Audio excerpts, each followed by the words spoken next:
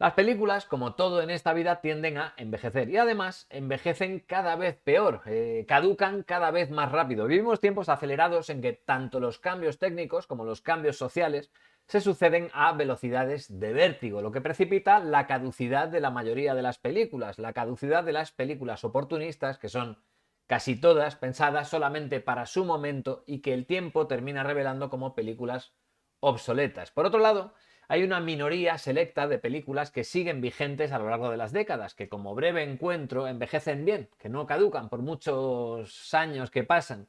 Que un tipo de 20 años que se sentara con sus padres a ver qué están viendo y que dejara que hablara la película durante unos minutos, no solo quedaría atrapado por su narración, sino que la película llegaría a impactar de una manera razonablemente análoga a como lo hizo con los espectadores de 1945, de hace casi 80 años. Muchos son los factores que contribuyen a la durabilidad de una película: la solidez narrativa, la honestidad de su narrador, la perfección técnica, la disciplina para no caer en modas pasajeras, la propia vocación de perdurar, la suerte, la inspiración. Todos ellos son factores que ayudan a alargar la vida útil de una película. Pero si un autor quiere que su obra sea intemporal, si quiere que le sobreviva incluso, lo mejor que puede hacer es buscar, elaborar, desentrañar el lenguaje simbólico que mejor se adecue a la historia que quiere contar, el lenguaje simbólico que eleve el contenido de la película a su máxima expresión. Así que lo primero que vamos a hacer es entender qué es un símbolo y lo vamos a hacer en 5 puntos. Punto número 1. ¿Qué es un símbolo? Un símbolo es una metáfora visual, es un objeto filmado que representa otra cosa. Funciona como un mensaje en clave que el espectador va a descodificar dentro de sí. Es una metáfora visual en la que la sola presencia del objeto filmado representa, alude, amplía o profundiza en ideas o en conceptos que no están explícitamente ni en el diálogo ni en la imagen de la película, pero que el espectador sí va a recibir a un nivel más o menos consciente, a un nivel más o menos inconsciente. El espectador sí lo va a recibir a pesar de no estar explícitamente en la propia película. Ese significado, ese mensaje, ese contenido en clave que el espectador va a recibir puede ser más complejo, puede ser más simple. En una película como Indiana Jones, el sombrero de Indy representa a Indy. El sombrero de Indy es un símbolo de Indy. A es igual a B. Ojo, que no quiero decir que las películas de Indiana Jones estén escritas de manera simple, ¿vale? Que sea tan fácil escribirlas como es verlas. Es un error muy común pensar que una película de evasión es tan fácil de escribir como lo es de ver. Y no es así. Basta ver una película como Wonder Woman 1984 para ver cómo un guionista naufraga absolutamente pensando que escribir un superhéroe es tan fácil como ver un superhéroe bien escrito. No. Pero bueno, sí podemos, sin miedo a ser simplistas, afirmar que la metáfora sombrero de Indy es una metáfora sencilla. El símbolo sombrero de Indy es un símbolo sencillo. Sombrero de Indy se refiere a Indy. Sombrero igual a Indy. El sombrero corre peligro, Indy corre peligro. Y así es. Sin embargo, una película como Muerte entre las flores, cuyo sombrero del personaje también representa el sombrero de Tom Reagan es igual a Tom Reagan, el sombrero de Tom Reagan representa a Tom Reagan, lo hace de una manera más compleja, más torcida, más angulosa, más oscura, probablemente porque el personaje de Tom Reagan es más anguloso, más complejo, más oscuro que Indiana Jones. Y así es como funciona. Claro, visto de esa manera, muchos estaréis pensando, vale, entonces cualquier cosa que veamos en una película es susceptible de ser un símbolo de otra cosa, de ser una metáfora de otra cosa, y es verdad, tenéis razón. Cualquier cosa que veas en una película es susceptible de representar otra cosa. Pero aquí nos vamos a centrar en los símbolos viejos, en los símbolos profundos, aquellos que encuentran arraigo verdadero en el espectador, en los grandes símbolos de la película. Esos símbolos que el espectador va a descodificar a niveles profundos, a niveles arraigados. Los símbolos importantes es lo que vamos a ver de breve encuentro.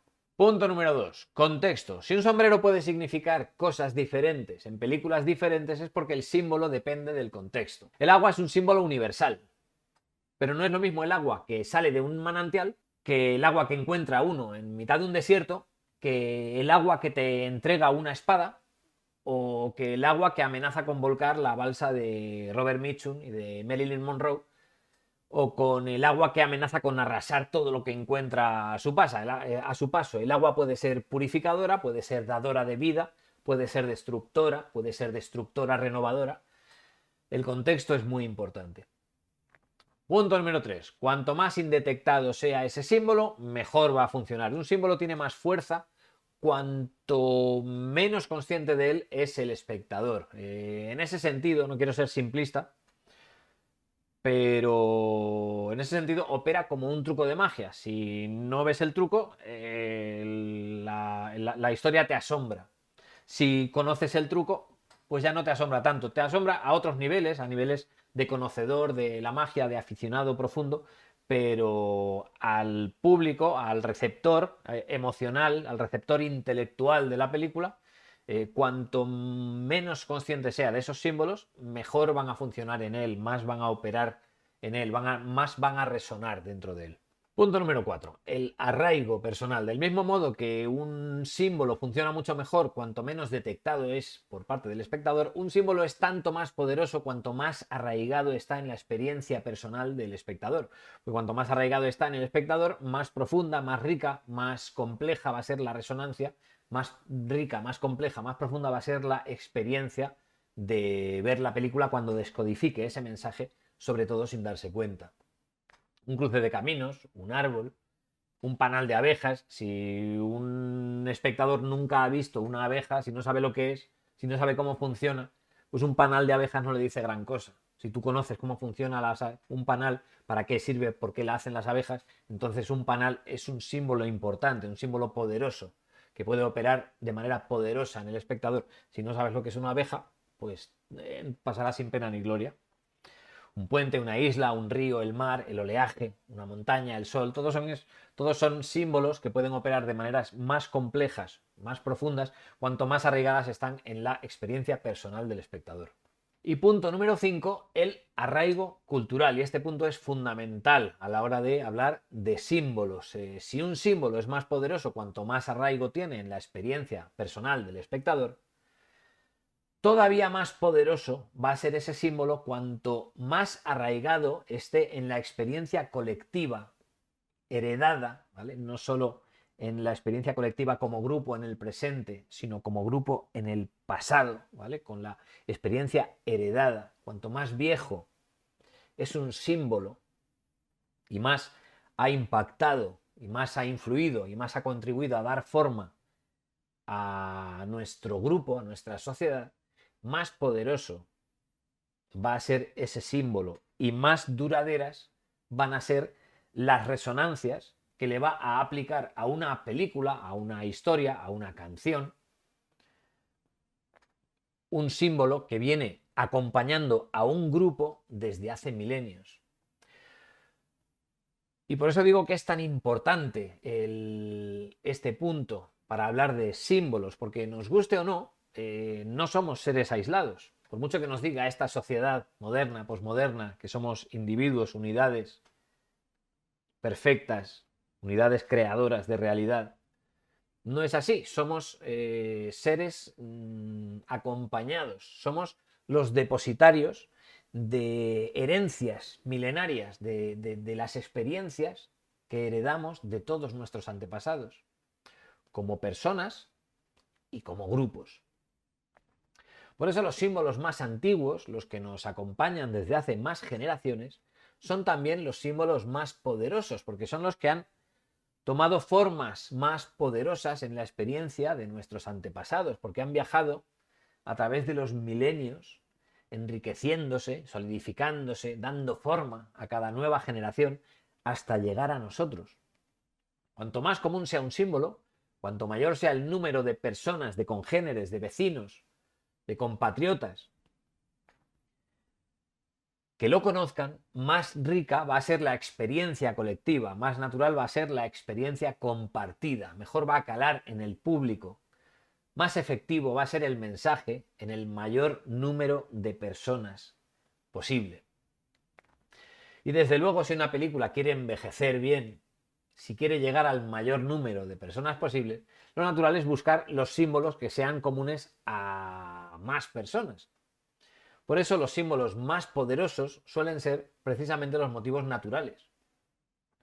No exclusivamente, hay motivos artificiales muy efectivos y bastante modernos, unos buenos barrotes, todo el mundo entiende, todo el mundo va a recibir la implicación de unos barrotes, de unas cadenas, ¿no? De un tren, de una cruz. Una cruz es un símbolo relativamente moderno, de un cruce de caminos, de una espada, de un faro en el acantilado, ¿vale? Son motivos universales que son modernos, relativamente modernos, y que los espectadores lo van a entender sin mayor explicación. Pero los símbolos más poderosos, más antiguos, más arraigados, más resonantes, son obviamente los símbolos naturales, son los símbolos universales, los que nos han acompañado desde siempre, de los que estaban antes que nosotros incluso. Un árbol, un río, el océano, el oleaje violento, el sol, una serpiente. Todos esos son símbolos universales, que además son comunes a culturas tan dispares como la cultura suajili o la cultura japonesa. Cada uno va a dar un significado concreto y muchas veces muy similar, no siempre, pero muchas veces muy similar a una serpiente, a un amanecer, a un sol, a una luna, a un árbol. De modo que, grosso modo, eso es un símbolo, una metáfora visual, una representación sencilla de un concepto más amplio. En lenguaje narrativo, todos son símbolos, todos son metáforas, ya lo hemos dicho antes, cualquier cosa que veamos en una película es susceptible de estar representando otra cosa, de estar ampliando información dentro de nosotros que no está explícitamente en la propia película. En este maravilloso plano, que es el ejemplo perfecto, minuto 35-51, el crucigrama que estamos viendo, a nivel superficial es una metáfora de la personalidad del marido de Laura, de la protagonista. A nivel superficial, el crucigrama igual marido. Podríamos pensarlo así, pero en el contexto de la escena dentro de la película, luego la vamos a ver ya dentro de su contexto, Laura acaba de conocer a otro hombre por el que ha sentido un flechazo.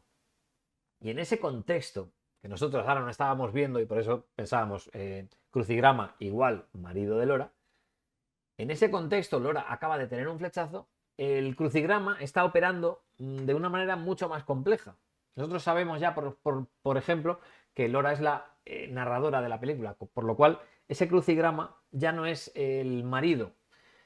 Ese crucigrama es la metáfora, es el símbolo de cómo Laura siente su vida familiar en estos momentos. Una vida de líneas rectas, de palabras encasilladas, un camino conocido, un camino previsible, un camino tal vez poco especial, sobre todo en contraste con esa llama que está hipnotizando a Laura en este momento. Una llama que en otro contexto simbolizaría el calor del hogar, pero que en esta ocasión, con Laura dándonos la espalda y mirando fijamente ese resplandor, casi hipnotizada, ya digo, encontramos esa llama cualquier cosa menos cálida. Es una llama misteriosa, es una llama caótica, es una llama fascinante, peligrosa. Esa llama es obviamente el influjo de Alec, el hombre que Laura acaba de conocer. Esa llama es cómo se siente Laura con respecto a Alec, con un componente además de condenación, de culpa, de fuego del infierno y también de peligro. Fijaos que por composición, veis que esa llama, ese fuego está pegado al periódico, al crucigrama, casi parece amenazar el hogar, casi parece amenazar la vida familiar de Laura. Parece que le vaya a pegar fuego físicamente. Y todo esto está pasando dentro de nosotros mientras Laura y su marido charlan antes de acostarse. Esto es un ejemplo de cómo trabaja el símbolo, de cómo trabaja breve encuentro y de cómo funciona el símbolo en el cine. Una imagen aparentemente sencilla, una imagen relativamente sencilla que subraya y amplifica el alcance de la narración, ramificando conceptos, interconectándolos, suscitando ideas más complejas, sensaciones más profundas, más resonantes en el receptor que no están escritas específicamente, explícitamente en el material.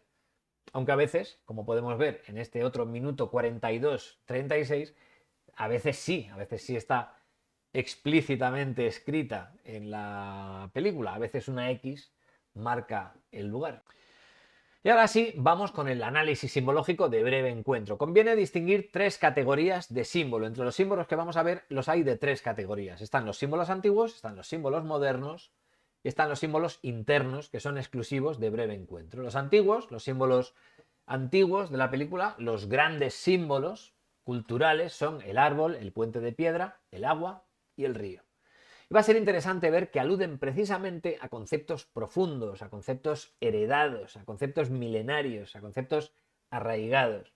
Luego están los símbolos modernos, los que siendo objetos modernos sí operan como símbolos genuinos, como símbolos poderosos, por su presencia poderosa en nuestra experiencia moderna, como son el tren, el reloj y el espejo, y que aluden precisamente a conceptos modernos, a conceptos fugaces, conceptos volátiles, cambiantes, urgentes, descentrados, caprichosos, sinuosos. Y finalmente están los símbolos internos, exclusivos de la película de Breve Encuentro, cuya significación interna no va a funcionar en ninguna otra película. Me refiero exactamente al humo de la película, ya sea el humo de los cigarros o el humo de los trenes, van a aludir siempre directamente a Alec, al personaje de Trevor Howard, al objeto de deseo o de idealización de Laura, y que obviamente en cualquier otra película no van a significar, no van a simbolizar a Trevor Howard, sobre todo si Trevor Howard no está contratado para la película. El humo es un símbolo exclusivo, o está utilizado en esta película de una manera que solamente funciona exclusivamente para esta película. Y antes de meternos en harina, dos avisos. El primero, por breve que vaya a ser el encuentro, este análisis no lo va a ser tanto. No sé si he dicho antes que vamos a ver brevemente los símbolos de Breve Encuentro. A veces digo lo de brevemente en broma, otras veces lo digo sin darme cuenta. En este caso no sé si lo he dicho, pero bueno, ya lo habéis intuido por la duración del vídeo. En este caso no va a ser un breve análisis, va a ser un análisis más reposado. Así que avisado queda. Y lo segundo, obviamente, aviso de spoiler, vamos a destripar la película, vamos a destripar Breve Encuentro. Y dado que hace solamente 80 años que se estrenó, si aún no la has visto y te ha surgido de repente el interés viendo la intro de este vídeo, corre a verla al cine más cercano y luego, por supuesto, vuelve con nosotros. Y desde luego, si te suscribes al canal ahora antes de correr a la sala, luego te va a ser más fácil a la hora de volver para ver el análisis y disfrutarlo mucho mejor con la película fresquita si te suscribes al canal y nos haces además un gran favor. Contexto. Breve Encuentro es una joya, es una de las más bellas historias de amor jamás filmadas y no es casual, como vamos a ver a continuación, que se haya abierto paso hasta nuestros días pasando por encima de tantas y tantas otras películas de características aparentemente similares. He dicho que es una de las más bellas historias de amor jamás filmadas. Voy a matizar, voy a decir que es una de las historias de amor más bellamente narradas de la historia del cine. Su director, David Lean, es sin duda la joya de la corona del cine británico. Sin ser yo muy amigo de los rankings, por lo que tienen de deshumanizadores, por lo que tienen de desnaturalizadores, por lo que tienen de cuantificadores, sí merece la pena mencionar que el Instituto Británico de Cine votó en 1999 las 100 mejores películas británicas de la historia, quedando 3 de David Lean entre las 5 primeras. Grandes Esperanzas, la quinta, Lawrence de Arabia, la tercera, y Breve Encuentro, la segunda. A priori llama la atención que David Lean, director de películas grandes, de producciones ampulosas, presupuestos ambiciosos, Grandes Esperanzas, Oliver Twist, La hija de Ryan, El puente sobre el río Kwai, Lawrence de Arabia, Doctor Zhivago, tenga como su logro más reconocido una película pequeña, un sencillo drama sentimental de presupuesto contenido. Sin embargo, basta un vistazo para advertir el poder del guión de Noel Coward, uno de los dramaturgos más importantes de su tiempo, aparte de actor, cantante, compositor, productor, también productor de la película, y por supuesto guionista ocasional, también guionista de esta película. Él adaptó su propio material. El poder también de la pareja protagonista, Trevor Howard y muy especialmente Celia Johnson, absolutamente deliciosa, grandísimo acierto de casting y una labor actoral titánica. Lleva cada minuto de la película, está perfecta en cada pequeño detalle. Y por supuesto esta cuenta no puede dejar de mencionar a Robert Krasker, la cinematografía, la dirección de fotografía inmensa, inspiradísima, mucho más que perfecta, del mítico Robert Krasker, Oscar de la Academia, por la fotografía de la no menos mítica El tercer hombre, de Carol Reed. Sus dos obras maestras son precisamente El tercer hombre y Breve encuentro. Y ambas películas parecen escritas con la cámara. Puedes verlas con el volumen a cero, las puedes ver en turco si quieres, que la experiencia va a ser sorprendente. Y ahora sí, vamos con los símbolos. La trama es la siguiente. Lora, mejor dicho, una mujer de clase media, casada y madre, y Alec, un médico también casado y con hijos, se conocen por casualidad en una estación londinense. A través de unas pocas citas veremos el nacimiento, desarrollo y final de su amorío, del amorío que van a tener. Un amorío que empieza siendo casi inocente, pero que irá perdiendo esa inocencia hasta que la sensación de sordidez y de traición terminará con la propia relación. Los hitos de la trama son los encuentros que van teniendo y la tensión emocional es precisamente el creciente impacto que tienen dichos encuentros en la vida familiar de Laura, su sensación de culpa, su sensación de fraude, de sordidez. El hilo narrativo de la película es la narración en segunda persona de Lora. Es una confesión imaginada, no contada, que le hace Lora a su marido. Es una confesión en off de Laura contando a su marido la historia completa desde el principio hasta el final. Y ahora sí, vamos con el análisis simbólico de Breve encuentro. La película abre con un símbolo, con un tren.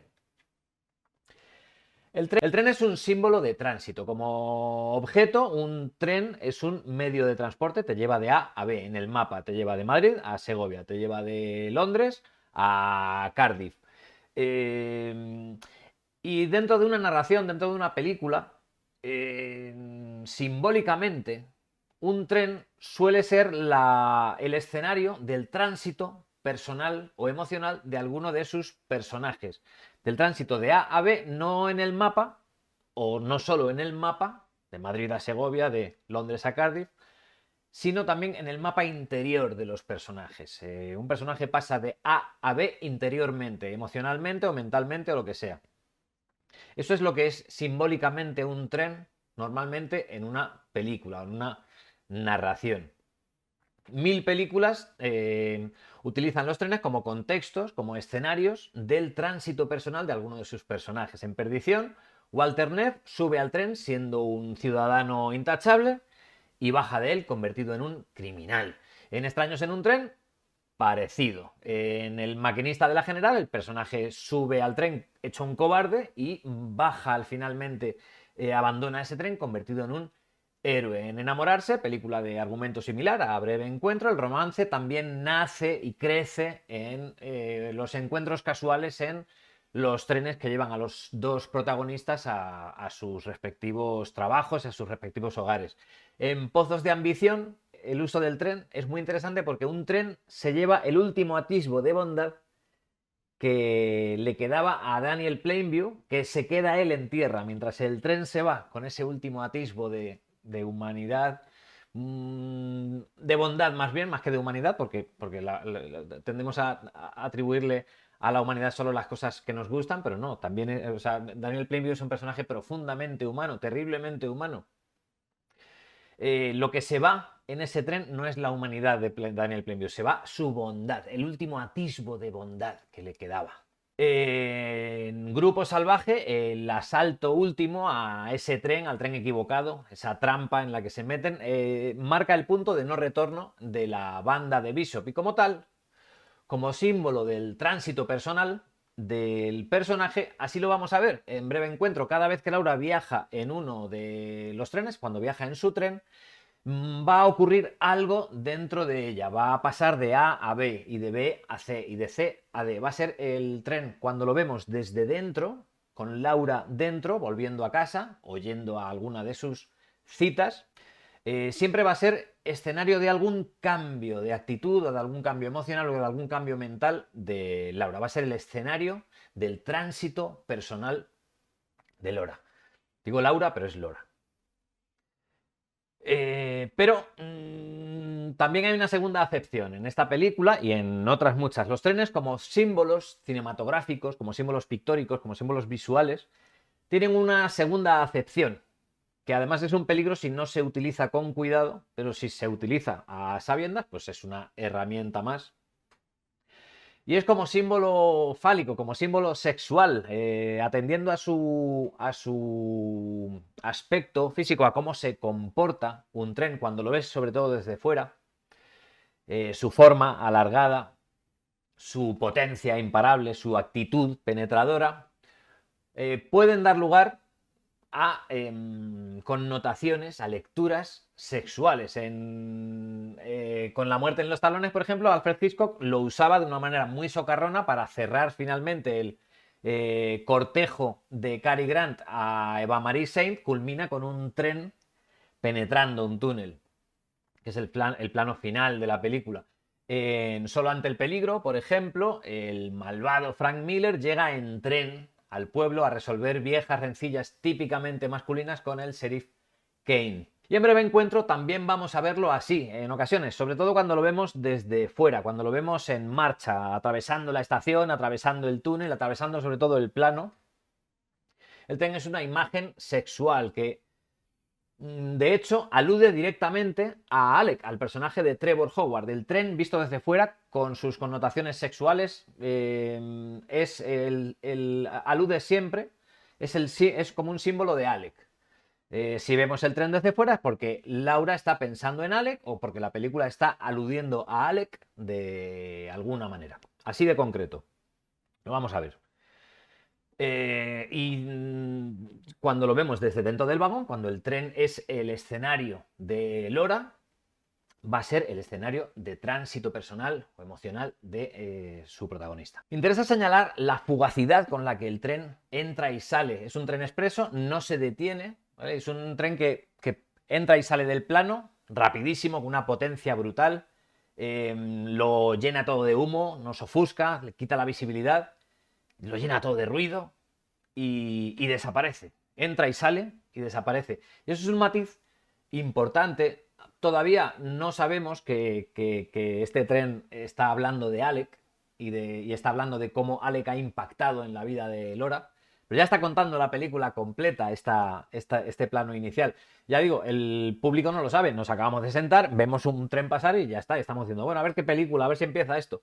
Y ya David Lean nos está cargando de información que por ahora no ocupa en nuestra atención, pero ya está alimentando el concepto que luego vamos a tener de Alec y de cómo impacta en la vida de Laura. Por ahora es solo un tren, pero una vez que veamos la película vaya alimentándonos con su narrativa y vaya enriqueciendo a los personajes con sus símbolos y con su narración, si vamos nosotros a incluir este plano inicial en el concepto que tenemos de Alec, en cómo lo percibimos, en cómo percibimos la relación con Laura. Y esa fugacidad del tren que entra y sale y no se detiene, la vamos a ver ligada al concepto reloj, al símbolo reloj, varias veces a lo largo de los primeros minutos, porque David Lean lo va a hacer con mucho cuidado, va a relacionar con mucho cuidado, lo va a hacer insistentemente, conscientemente, va a relacionar el tren expreso y el concepto tren con el concepto reloj. Lo vemos esta primera vez en el reloj del revisor, pasa el tren. Y otra todavía más evidente en ese gran reloj de la estación que gravita sobre las cabezas de todos los protagonistas de un modo amenazante. El reloj como objeto moderno va a hablar de matices modernos del tiempo como el tiempo que acosa a Laura, que atenaza a Laura, el tiempo como estrés, como urgencia, como prisa. El tiempo además como escondite de Laura, porque Laura para ver a Alec, para verse con Alec, se esconde en el espacio, se esconde en las sombras de un cine, en las sombras de la estación, en el anonimato de un parque, en la soledad del campo, pero también se esconde en las ventanas de tiempo que tiene. De 7 a 10 puedo ver a Alec. Entonces Laura se esconde ahí, en esa ventana de tiempo.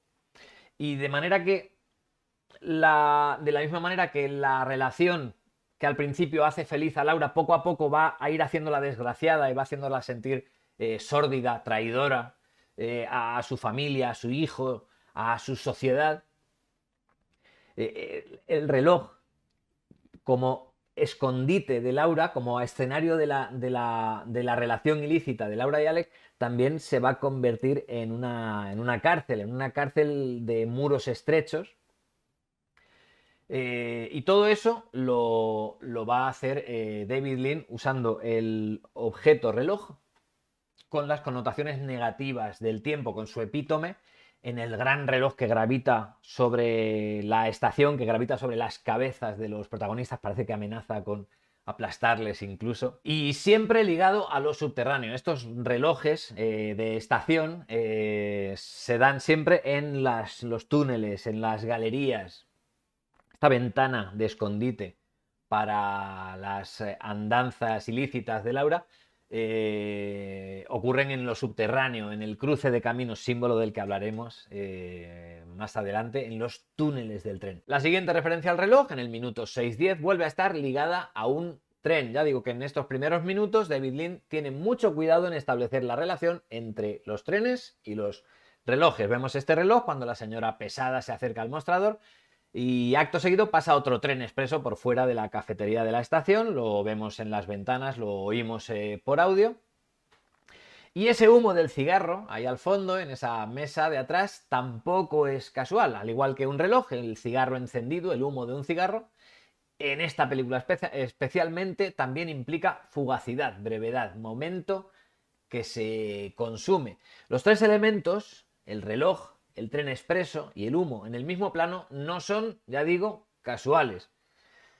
Es David Lean estableciendo las reglas y de hecho está hablando ya directamente de la relación y de Alec, lo está haciendo todo, lo está condensando en un solo plano de una manera muy divertida. Merece la pena explicar que lo que estamos viendo es el desenlace de la trama, que la historia se desarrollará en analepsis, en flashbacks, y que lo que estamos viendo es la despedida final y definitiva de los protagonistas, que han decidido no volver a verse, y de hecho ya no van a volver a verse.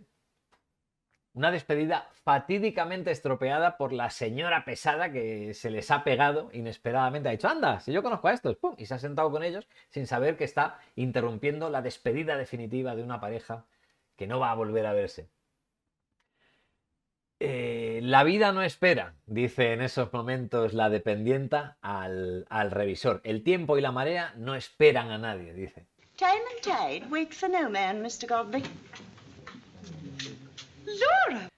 A la luz de lo cual el reloj, el tren expreso y el humo del cigarro cobran una dimensión muy especial. Y de hecho, el humo de los trenes del plano inicial viene a reforzar esta misma idea, esa combustión que propulsa el tren hacia adelante a velocidad de vértigo, es el impulso de Laura de sucumbir a la tentación de Alec, de quemarse, de subirse a ese tren que pasa por su vida un minuto y que si lo pierde ya no va a volver.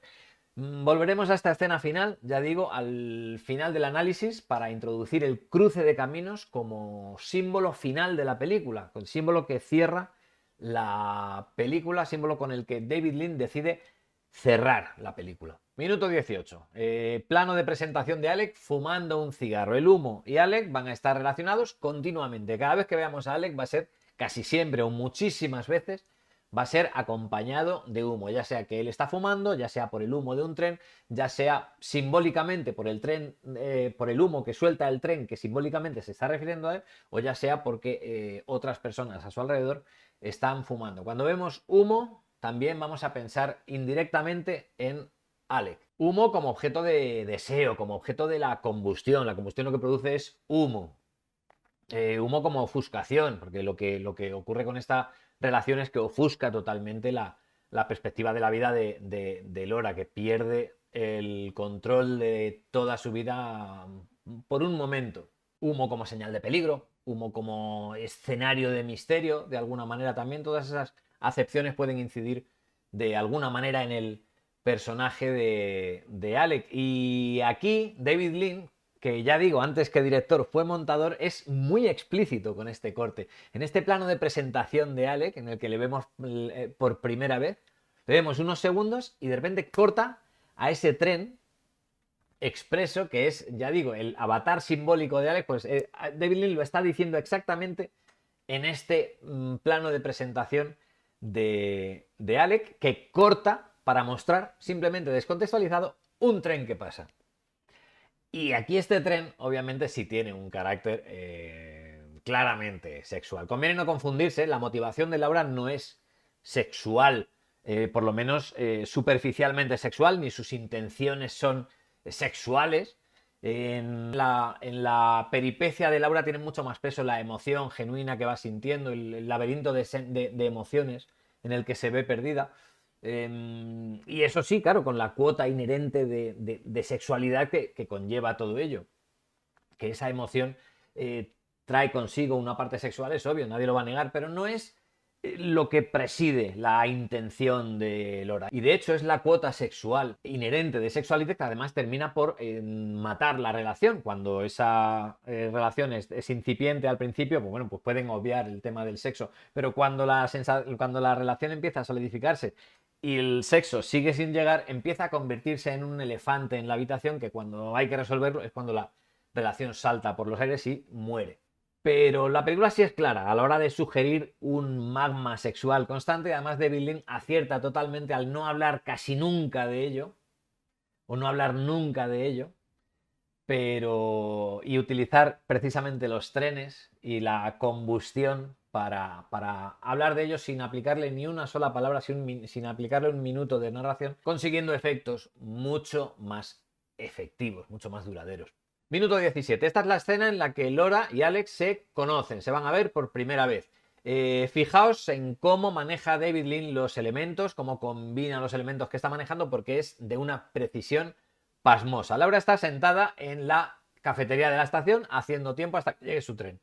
Aparece Alex y ya está, no pasa nada. Parece un momento que se va a olvidar como cualquier otro. Laura se levanta, se va al andén y de repente en el andén lo que ocurre es que pasa un tren expreso, ¡buah!, y la desbarata de arriba abajo. El rebufo la remueve de arriba abajo, le mete una mota en el ojo y entonces Laura tiene que volver a la cafetería de la estación a pedir ayuda. Dado que Lean ha establecido la relación directa entre Alec y el tren expreso, lo ha hecho al corte justo en la secuencia anterior, ha establecido Alec es el tren, Alec es el tren. Y de repente ese tren que ha desbaratado totalmente a Laura y le ha metido una mota en el ojo, queda bastante claro que esa primera mirada que le ha echado Laura a Alec en la cafetería de la estación y que ha olvidado casi inmediatamente, ha dejado una huella importantísima en ella. Esto es, lo que estamos viendo es el impacto que ha ejercido sobre Laura esa primera mirada. Le quita la motita del ojo, se conocen, se saludan, se despiden y Laura desde su andén vuelve a ver a Alec en el andén de enfrente y David Lean directamente vuelve a relacionar a Alec con un tren humeante una vez más. En el minuto 20 vuelven a encontrarse a la luz del día, no hay nada que ocultar. Hola, ¿qué tal? Un encuentro casual, inocente, se despiden sin más. O aparentemente así ocurre. Pero en la siguiente secuencia vemos que el acoso del tiempo vuelve a hacer acto de presencia. Laura entra en la estación con prisas, acosada por el tiempo. En apariencia simplemente se le ha hecho tarde, eso es lo que ella dice, se me hizo tarde. Sin embargo, dos elementos indican cierta zozobra en el interior de Laura. Uno, la propia voz en off de Laura admite que estaba pensando en el desconocido del andén. I looked up idly as the windows of the carriages went by, wondering if he was there. Y dos, la fotografía de la secuencia, los ángulos, las fugas, el juego de sombras, una oscuridad más propia del cine negro que de un drama sentimental, nos indican que Laura está entrando ya en el terreno de lo desconocido, en el terreno de lo ilícito. Incluso la vemos entre barrotes, entre rejas, mientras menciona a Alec a la vez que un tren humeante de nuevo pasa justo detrás de su cabeza, de la cabeza de Laura. Lo cual nos dice, David Lean nos está diciendo que Alec ha penetrado ya en la cabeza de Lora. La secuencia inmediatamente siguiente, minuto 21-26, es muy interesante. Lora está comprando un reloj a su marido para regalárselo. No hay drama, no hay tensión, no hay acoso del tiempo. A pesar de ese reloj, no hay acoso del tiempo porque aquí es Laura la que adquiere el reloj para su marido. O sea, es Laura la que está manejando el tiempo. Al hacer ese regalo al marido, Laura está aliviando la culpa que siente por el principio de enamoramiento que ha venido experimentando por el desconocido. Y que sea precisamente un reloj lo que Lora regala a su marido no es, por supuesto, casualidad. Es Lora tratando de recuperar el control sobre su vida después de esa pérdida de control momentánea. O aparentemente momentánea. Sin embargo, minuto 22, Lora y Alex se encuentran de nuevo en el restaurante de la estación. Por supuesto, Alex aparece ya rodeado de humo por arriba, por abajo, por izquierda y por derecha. Recordad, el humo del cigarro simboliza lo que el reloj, fugacidad del tiempo, pero con un componente de combustión, de pasión contenida, de misterio, de capricho momentáneo e incluso perjudicial para la salud. Donde una llama, por ejemplo, hablaría de directamente ya pasión encendida, fuego del infierno.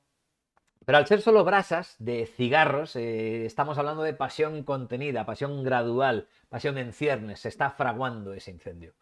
Minuto 25-50, van al cine, ya han establecido amistad y tratando de convencerse de que no está pasando nada malo aquí realmente. Pero de entre todos los lugares que han podido escoger, han escogido precisamente un cine, un lugar oscuro donde la luz no llega, donde se pueden ocultar, donde hay anonimato, donde nadie les va a ver.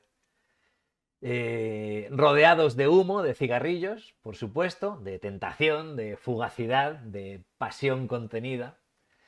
El tráiler de la película es una maravilla. Aquí nada de sutileza cero. Aquí David Lynch se lo pasa a bomba.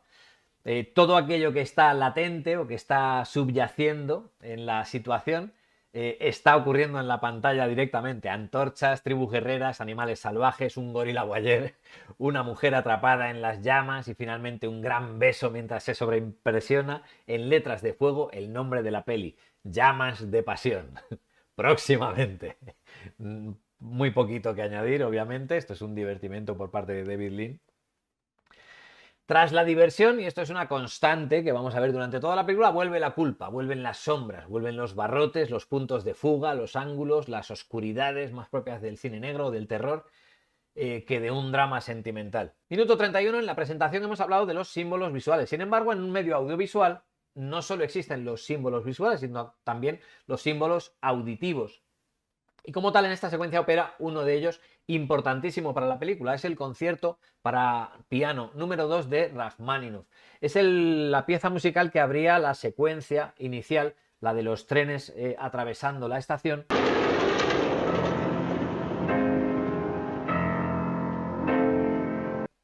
Venía acompañada de esta pieza, que es una pieza de piano muy intensa y que va a ilustrar, que va a simbolizar los sentimientos, que va a marcar los momentos más profundos sentimentalmente de Lora a lo largo de la película. Todos los momentos en los que suena este concierto para piano número 2 de Rachmaninoff remiten precisamente a esta secuencia. Todas las veces que oímos esa pieza de piano durante la película, a Laura la remiten al momento en el que se enamoró de Alec, que es precisamente esta secuencia.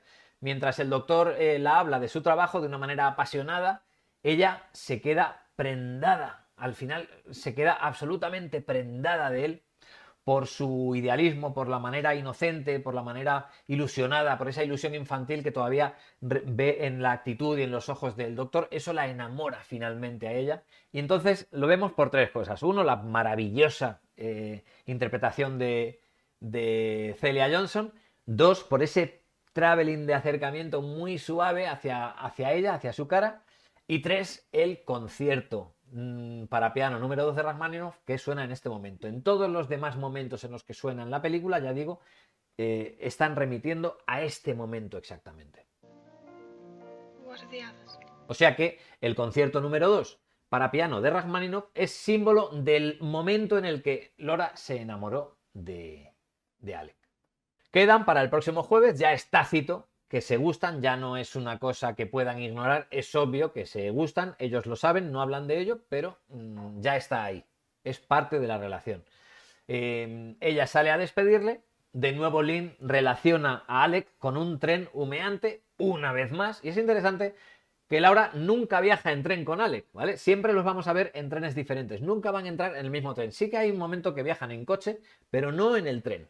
En el símbolo tren, en el símbolo de tránsito, no van a viajar ellos dos nunca. ¿Por qué? Porque Laura nunca llega a consumar sexualmente la relación con Alec. Por eso no se sube al tren de Alec nunca. Porque el tren de Alec es el sexo de Alec y Laura nunca va a tomar ese tren. David Lynch es realmente preciso cuando utiliza los símbolos. Al llegar a casa, el plano que analizamos al principio cobra una nueva significación. Este contraste entre la cálida sencillez, previsible, pautada, simbolizada por ese crucigrama de la vida familiar de Laura, y la pasión que ya sí ha aprendido en ella. Por eso ya no vemos brasas de cigarro, vemos una llama que tiene un matiz de fuego, de condenación, de fuego del infierno.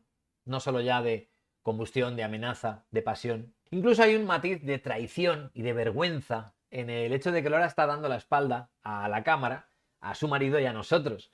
Ya digo, este es uno de esos planos soberbios. Siguiente jueves, minuto 40, Alec no se presenta a la cita, Alec no aparece. Cuando ella está a punto de irse a casa, cuando ya pues piensa el hombre se ha arrepentido, no va a venir, le ha llegado el buen sentido de darse cuenta de que no debe venir aquí, porque Alec es un hombre casado, lo mismo que ella. Y cuando ella está a punto de irse ya para casa, aparece Alec in extremis corriendo. Lo siento, no he podido venir. Se me ha hecho tarde, tal. Entonces, acosados por el tiempo, porque ellos tenían toda la tarde para estar juntos, pero ya se ha convertido, esa toda la tarde se ha convertido en unos minutitos porque el tren de él ya se va. Y ese acoso del tiempo queda perfectamente simbolizado en ese reloj de la estación gigantesco que pende sobre sus cabezas como una amenaza. El símbolo reloj en esta película es glorioso. Y bueno, corren al andén de él mientras quedan para la semana que viene. En ese ir y venir por los caminos de ella y de él, la estación se ha convertido ya en otro símbolo, en un símbolo muy poderoso, y es el cruce de caminos. En Europa, en la edad de supervivencia, la edad de los monasterios, en la edad de supervivencia tras la caída del Imperio Romano, los cruces de caminos eran considerados lugares mágicos, por lo que tienen de cruces entre dos mundos, el mundo de los vivos y el mundo de los muertos, en sentido figurado o en sentido literal. En un cruce convergen caminos y se separan caminos. Los cruces de caminos son lugares imprevisibles, donde ocurren cosas, lugares donde uno elige su camino, lugares donde acecha el caos. Y donde acecha el caos es siempre territorio de demones. Un cruce de caminos es tierra de nadie en términos mágicos. En los cruces de caminos se enterraba a los que no podían ser enterrados en Camposanto, como por ejemplo los suicidas. Y no es raro encontrar cruces cristianas en la intersección de dos rutas antiguas, los cruceiros gallegos, los cruceiros asturianos, y cruces similares en Italia, en Francia, en Alemania, tienen algo de eso en su difuso origen. Probablemente están ahí para contrarrestar fuerzas demoníacas. Y nuestra estación de Milford va poco a poco nutriéndose de todo ello. Se va convirtiendo en un cruce de caminos en términos mágicos, en un lugar caótico, en un lugar imprevisible, donde habita la tentación, donde se pierde el control. Un lugar más cercano del infierno que del cielo, donde se esconden los fugitivos de la justicia, donde se esconden los fugitivos del tiempo, los que huyen de la luz en una sala de cine, por ejemplo, para caer en las llamas de la pasión, por ejemplo.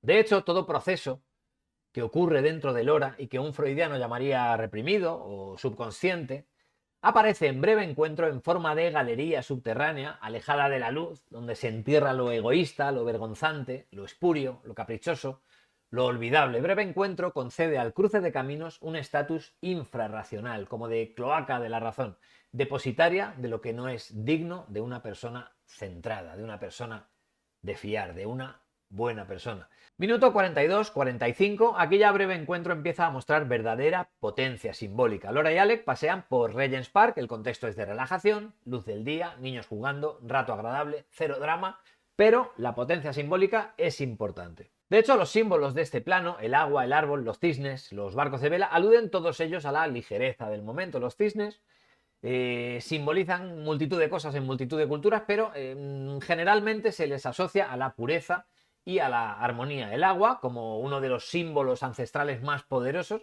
también puede simbolizar muchas cosas por el contexto y por su comportamiento. Como río, por ejemplo, simbolizaría movimiento, tránsito, cambio, tiempo, paso del tiempo. Pero al ser en este caso agua estancada, agua de un estanque, de parque además, agua estancada lúdicamente, la sensación es la contraria a la del paso del tiempo. La sensación es la de que se ha detenido el tiempo. En una película marcada precisamente por el acoso del tiempo, se ha hecho un paréntesis. Y por último, el árbol, también un símbolo ancestral que dependiendo del tipo de árbol y del contexto puede hablar de la conexión de la tierra y el cielo, de lo terrenal con lo sagrado. Puede simbolizar la vida, que no es sino la integración perfecta entre lo sagrado y lo terrenal. Puede simbolizar la vida y la muerte, o sea, la muerte y la vida que le precedió, si es el caso de un árbol seco, como en Blade Runner 2046. Puede simbolizar el arraigo ancestral a una tierra, como en Lo que el viento se llevó. Puede simbolizar el instinto ancestral de la descendencia, como en Barry Lyndon.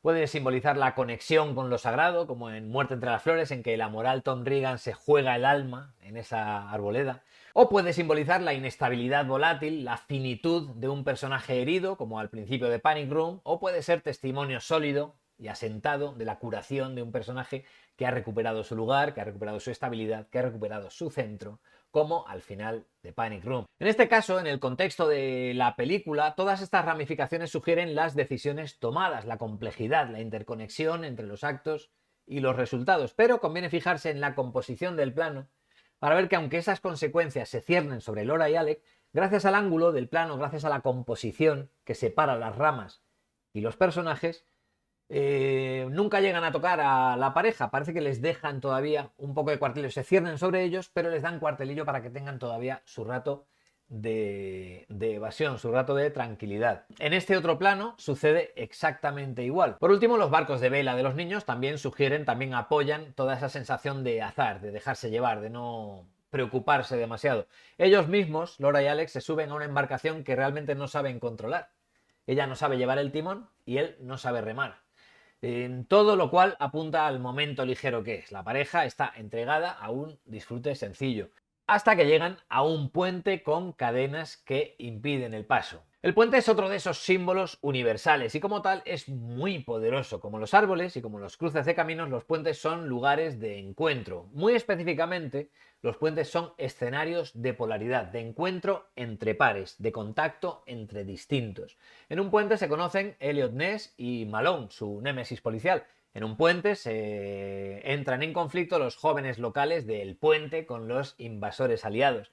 En un puente llega Indiana Jones a saber quién es en realidad, cuánto está dispuesto a sacrificar por proteger al inocente. También son los puentes lugares de tránsito entre dos estadios vitales. En No es país para viejos, el puente de El Paso precisamente, marca el tránsito de Llewellyn entre la vida y la muerte. En el puente de Cassandra pasa igual, el puente es el tránsito a la muerte. En Vértigo, Madeleine escoge un puente como escenario para su tránsito. En el Crack 2, los amigos del Moro lanzan sus cenizas al Manzanares desde un puente junto al Estadio Vicente Calderón, estadio que por cierto ya no existe. En Apocalypse Now, al pasar por debajo del puente, dejan atrás el mundo real dando paso al corazón de las tinieblas. En Deliverance, similar pero de otra manera, pasar debajo del puente supone dejar atrás la civilización para dar paso a la aventura. En El sueño de Cassandra es pasando precisamente bajo un puente cuando Ian propone a Terry cometer el crimen que les saque del apuro, etcétera, etcétera, etcétera. Sin embargo, en esta escena el puente opera de un modo muy interesante, porque opera como puente, pero como puente que no ha de ser cruzado, opera como barrera, como frontera prohibida. No es casual que sea un puente precisamente de diseño industrial, de diseño moderno, de diseño brutal. Este diseño industrial, este diseño moderno, brutalista, nos habla de la parte más superficial de la prohibición que pesa sobre la pareja. Nos habla de la norma social como tal, solo como norma. No nos habla de traicionar compromisos sagrados. Nos está hablando solo de la mera prohibición, del mero no pasar. No pases de aquí y estarás bien. Que es precisamente lo que dicen las cadenas como complemento del puente. No pases de aquí, parecen decir a la pareja. Mientras no paséis de aquí, todo irá bien. Por cierto, otro puente que se me acaba de ocurrir es el puente en el que se enfrentan Gandalf y el Balrog. Precisamente al romperse ese puente, Gandalf caerá y morirá Gandalf el Gris para renacer como Gandalf el Blanco. Otro gran puente de la literatura y del cine, simbólicamente hablando. ¿Por dónde íbamos? Sí, mientras no paséis de aquí, todo irá bien. Parece decir, ese puente, esa cadena, que están operando ahí como frontera, como no pases. Es un puente que no ha de ser pasado. Alex se pone a hacer el bobo, desafía la convención social haciendo el tonto y acaba cayendo al agua para comprobar que el estanque no cubre, que le llega solo por las rodillas. No hay peligro. El agua, que es un símbolo universal, es el símbolo por excelencia, en este estanque artificial no es una fuerza destructora renovadora, ni es purificadora, ni refleja paso del tiempo, es solo agua. Todo en esta escena es liviano, carece de peso, de profundidad, de gravedad, de complejidad. No hay fugacidad de la vida, el tiempo está detenido, la pareja está disfrutando de un rato de evasión. No hay intensidad, no hay remordimientos, no hay conflicto.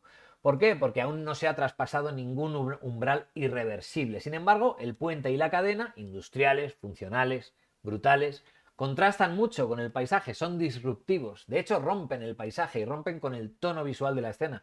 Y dado que ese puente ya estaba ahí cuando fueron a localizar, esa secuencia es una inspiradísima adaptación del paisaje a las necesidades simbólicas de la narración. Cuando Lynn vio ese puente, o Crasker, o quien fuera, cuando vio ese puente en mitad de ese parque, dijo, ya tenemos hecha la secuencia.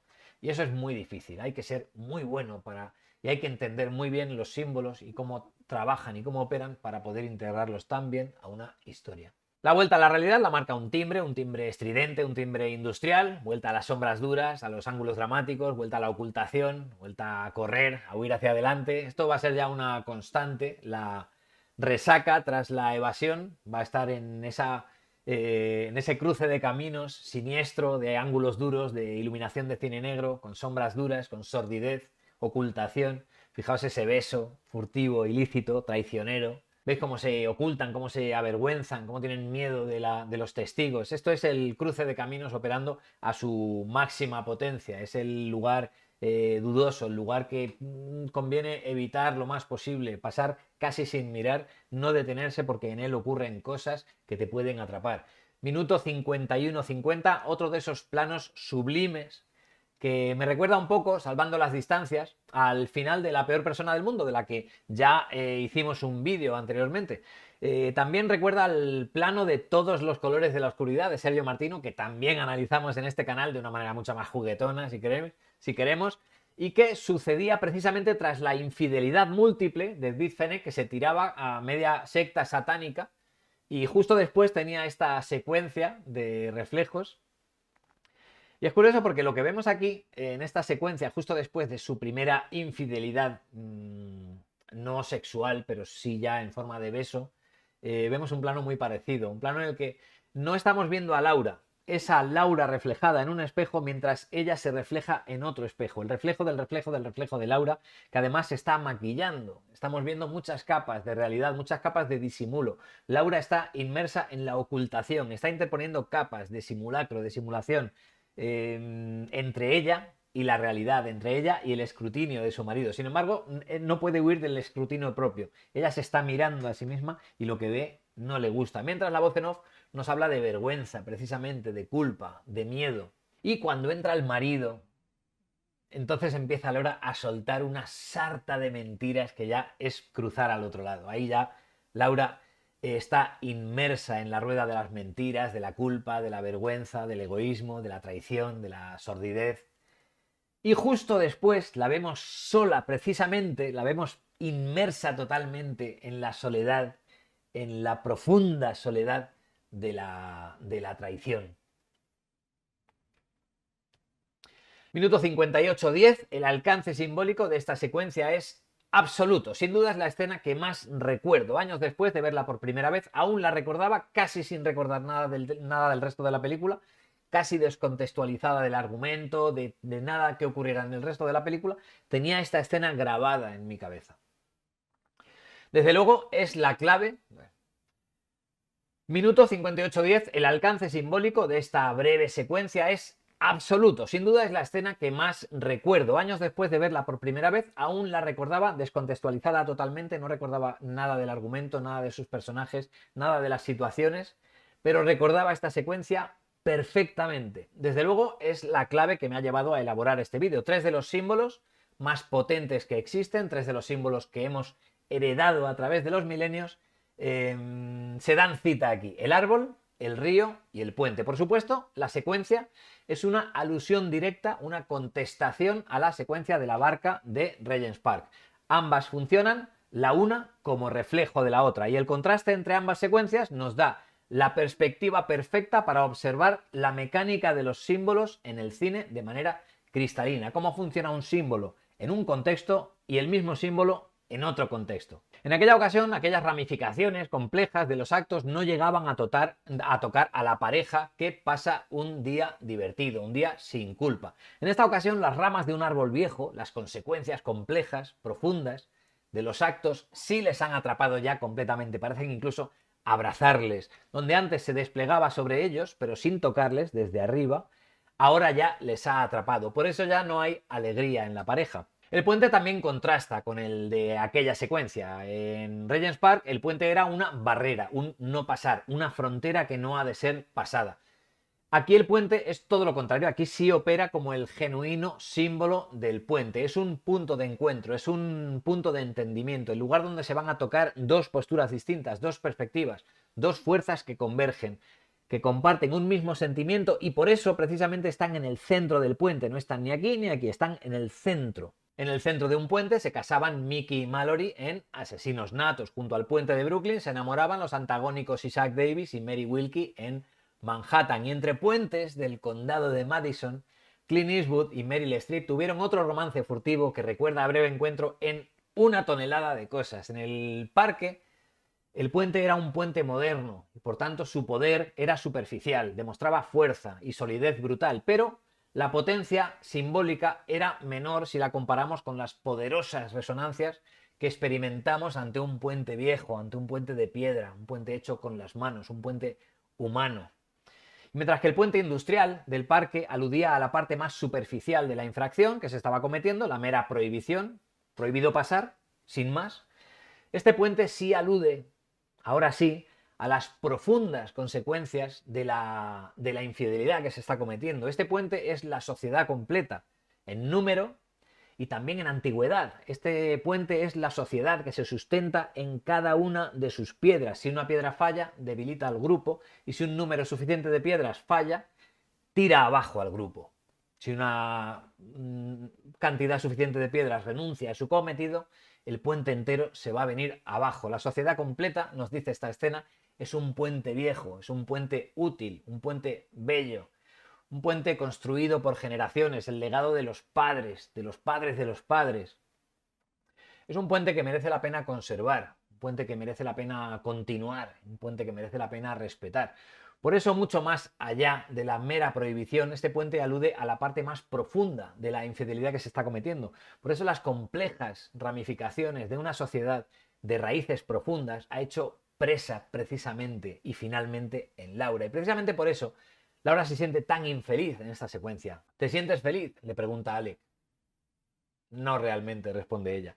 Y de nuevo no estoy descubriendo el Amazonas precisamente. Casi todo lo que he dicho para desgranar esta situación acerca de la sociedad, acerca de las piedras, de los legados, casi todo ello se toca casi punto por punto en el diálogo o en la voz en off de Laura. Sin embargo, es obvio que si la secuencia tuviera lugar en mitad de una acera, o en un banco de un parque, o en un saloncito de té, la escena carecería de resonancia, no tendría la capacidad de retumbar dentro de nosotros y se perdería, sencillamente no se olvidaría, funcionaría en el contexto de la propia película y se olvidaría totalmente, lo que le confiere todo ese poder que hace que, por ejemplo, yo la recordara la secuencia durante años y años y años, habiendo olvidado la película, recordaba la secuencia, es precisamente el poder de los símbolos que han sido integrados en ella. Otra capa simbólica, otra lectura poética que puede convivir con la ya descrita, no se excluyen la una a la otra, es la que describe los sentimientos de la pareja. Están en el centro del puente porque lo que sienten es mutuo. El puente es de piedra porque lo que sienten es real, es viejo, es genuino. Está hecho en piedra, no es un mero capricho. El capricho se ha convertido en algo real. Y el complejo entramado de los árboles implica que ya no pueden escapar de ello, que ha enraizado en ellos más allá del punto de retorno. Y de hecho, ese árbol, recordemos el árbol como antena que conecta la tierra con el cielo, que es uno de los motivos del símbolo árbol universales, ese árbol, digo, le da cierto carácter sagrado al vínculo de ambos. El vínculo entre ambos queda bendecido por ese árbol que está tocando el cielo porque es genuino. Además, el beso que cierra la escena es un beso a la vista del mundo. Es el único beso no furtivo, no oculto, por lo menos no oculto a la luz de toda la película. Es una declaración ante el mundo. Esto no es un simulacro, esto no es un pasatiempo, esto no es una evasión, esto es real. Pase lo que pase, esto es real. Ilícito, inoportuno, desafortunado, egoísta, infantil, pero real. Por último, el río. El río es otro poderoso símbolo, de los más poderosos, porque nos acompaña desde antes de la civilización. De hecho, los ríos ya estaban ahí antes que nosotros. Somos nosotros los que acompañamos a los ríos. El río es uno de los símbolos más comunes de la historia de la narración y son innumerables los ejemplos del río en el folclore, en la mitología y en la religión. Está imbricado en nuestra concepción misma del mundo. El río es una forma que toma el mundo. El río es una forma simbólica del agua, pero hablar del agua como símbolo en cada una de sus acepciones sería otro vídeo, bueno, un libro de 1.000 millones de páginas. El agua como océano, el agua como tempestad, el agua como lluvia torrencial, el agua como lago, como estanque, como fuente, como manantial. Todo eso nos apartaría tanto del camino que acabaríamos haciendo otro vídeo diferente. Así que nos vamos a limitar aquí al símbolo río, que ya tiene lo suyo. Basta decir que el agua es una fuerza sagrada, un elemental de la naturaleza, una fuerza incontrolable, una fuerza muy peligrosa de poder destructor renovador. Recordamos el diluvio universal, lo barrió todo para empezarlo todo de nuevo. Poder destructor renovador. Recordamos el bautismo por inmersión en el río Jordán. La inmersión simboliza la muerte, de la cual emerge el bautizado renovado a la nueva vida, el poder destructor renovador. El diluvio de Deucalión en la mitología griega, lo mismo, el poder destructor renovador. Y sin ir más lejos, Boys Afraid, película de Ari Aster 2023, en este canal tenemos otro vídeo hablando muy por encima de su enorme, inabarcable carácter simbólico. El agua está muy presente en esta película, en Boys Afraid, en sus 1000 formas diferentes. Por ejemplo, en forma de diluvio destructor renovador. El agua que todo lo arrastra, pero que no puede limpiar el pasado, en Chinatown, una película muy interesante para estudiar el símbolo agua. Y uno de los autores cinematográficos que más han aprovechado el agua como símbolo en cada una de sus posibilidades es sin duda M. Night Shyamalan. Pero ya digo, eso nos llevaría a otros derroteros, así que centrémonos en el río. El río. El río simboliza principalmente el paso inexorable del tiempo. Ese agua que nunca cesa de pasar, minuto tras minuto tras minuto, a través de los milenios, simboliza, nos hace ver, nos hace sentir el paso del tiempo. De manera concreta, como dispositivo narrativo, operaría en esta película de manera parecida al reloj en la estación, recordándonos el paso del tiempo, pero las connotaciones son muy distintas. Como ya hemos dicho al principio del análisis, el tiempo como reloj, como objeto moderno, nos habla de fugacidad, nos convierte en víctimas del tiempo, de la modernidad, víctimas de la prisa. El río nos habla de tiempo, pero nos pone en un contexto más amplio. Cada gota de agua pasa una sola vez y ya no volverá, inexorablemente arrastrada por toda el agua que pasó antes que ella, inexorablemente empujada por todo el agua que pasará después, tras ella. Milenios antes, milenio después, cada gota pasa durante un momento. El reloj, como símbolo, nos monta en esa gota, en los vaivenes de esa gota, nos ensimisma en la peripecia de esa gota y nos impide ver las demás gotas. Nos impide ver el río, nos impide ver la perspectiva de todo, nuestro lugar en el río, nos impide verlo todo, nos invita a la impulsividad. Por eso el reloj funciona también como símbolo de la modernidad en esa estación. En cambio, el río, sobre todo visto desde fuera, desde el puente, desde arriba, nos pone en una perspectiva mucho más amplia. Su observación nos aporta una serenidad que nos invita a la reflexión, nos pone en perspectiva. Esa es la diferencia abismal entre dos símbolos que en frase corta simbolizarían lo mismo, el paso del tiempo, pero que no pueden sentirse más diferentes desde el patio de butacas. Ese es el poder del símbolo y de la sabiduría de un autor que depende totalmente de saber entender cuándo colocar un símbolo y cuándo colocar otro. El río, especialmente cruzar un río de lado a lado, también está cargado de connotaciones. Las leyendas artúricas recogidas por Malory están repletas de momentos en los que los personajes vadean un río.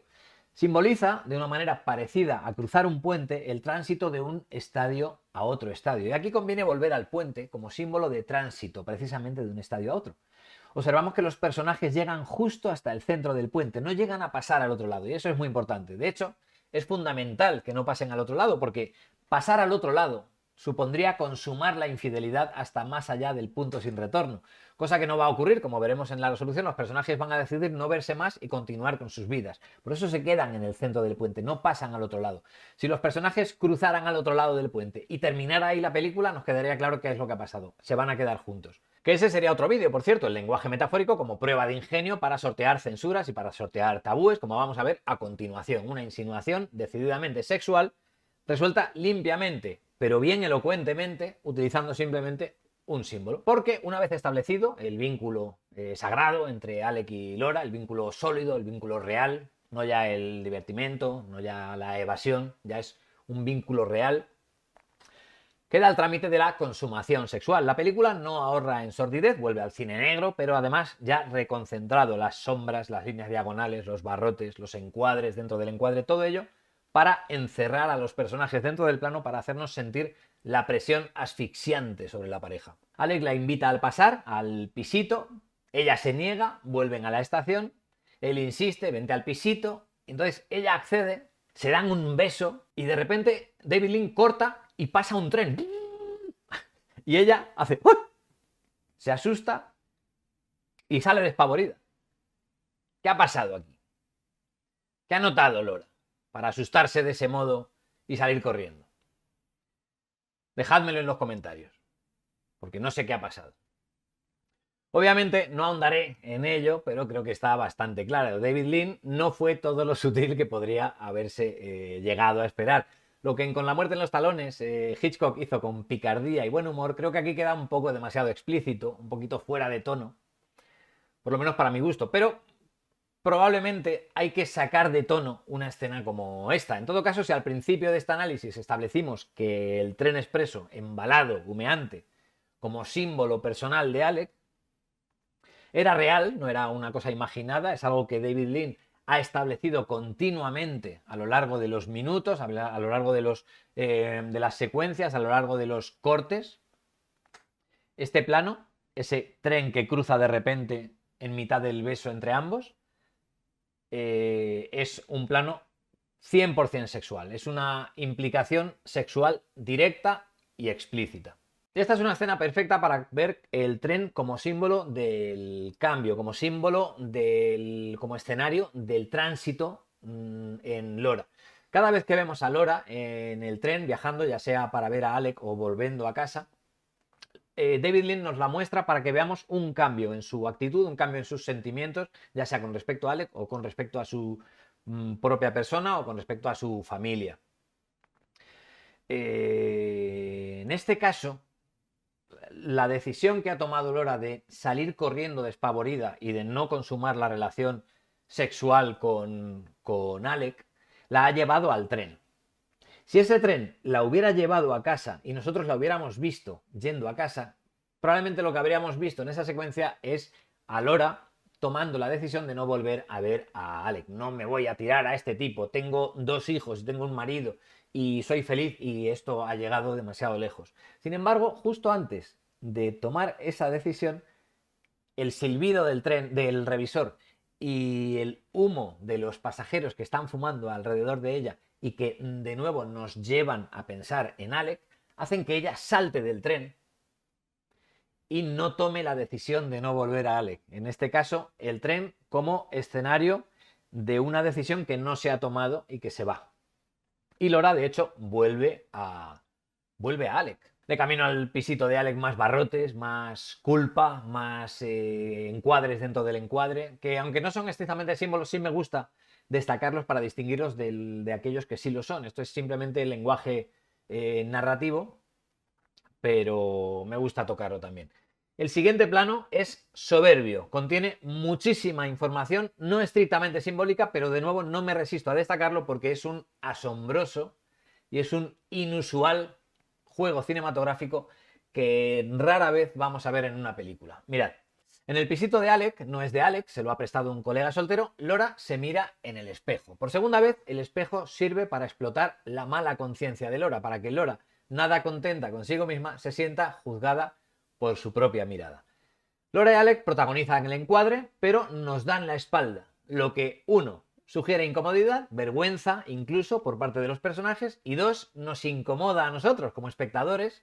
Este plano nos incomoda porque no nos dice exactamente a dónde mirar, dónde posar los ojos. Es un plano muy descompensado, es un plano nada académico, un plano deslavazado incluso, de elementos desperdigados, de elementos mal encuadrados, un plano que expresa perfectamente la incomodidad de la pareja. Fijaos, los personajes de espaldas nos llevan directamente a su reflejo en el espejo para poder verles al menos la cara. Pero el espejo está arrinconado, está casi fuera de cuadro, sus rostros se ven pequeños y además cortados, están mal encuadrados. O sea que ahí tampoco se siente cómodo nuestro ojo, que se va a poner a vagar por el plano sin encontrar dónde quedarse. Del espejo nuestros ojos saltan a la pecera, que sí es una metáfora de la parejita o de cómo se siente la parejita, encerrados, estancados en un ecosistema simulado, en un ecosistema artificial. La pecera, que también es pequeña, opaca, es poco vistosa, tampoco es que retenga nuestra atención, de manera que nuestro ojo sigue viajando por el resto de la estancia sin posarse, huyendo del desorden, porque hay desorden por todos lados, hay libros, hay ropa tiradas, hasta que al final lo que hace el ojo es volver a ellos, que están por lo menos están en el centro del plano, y son dos cuerpos completos, bien encuadrados, aunque estén de espaldas. Entonces nos damos cuenta de que incluso ellos mismos están separados por esa lámpara que corta en dos el encuadre. Y de pronto el diálogo menciona la chimenea, que también está desencuadrada, abajo izquierda, está fuera del cuadro, con una llama que no termina de prender. De hecho, el diálogo dice, la leña está húmeda. Es increíble cómo todo refuerza la incomodidad, cómo todo refuerza la sensación de que no está funcionando nada, de que no está aprendiendo realmente lo que tendría que ocurrir aquí. Este plano es un rarísimo recital de cine concebido para no dejar huella, una lección de cómo hacernos sentir incómodos, de sentirnos sórdidos, artificiosos, sin más recursos que el peor encuadre posible y la peor planificación posible, pero utilizados con maestría. Es un mal plano maestro. Es saber hacer las cosas mal para hacerlas de la mejor manera posible. De hecho, estoy seguro de que si le preguntáramos a Jim Jarmusch por su plano preferido de Breve Encuentro, nos diría este precisamente. Estoy convencido. La escena es insulsa, deliberadamente, precisamente porque no quiere ser memorable. La historia la está contando Laura, es nuestra narradora. Y de hecho es una narradora que no es del todo fiable.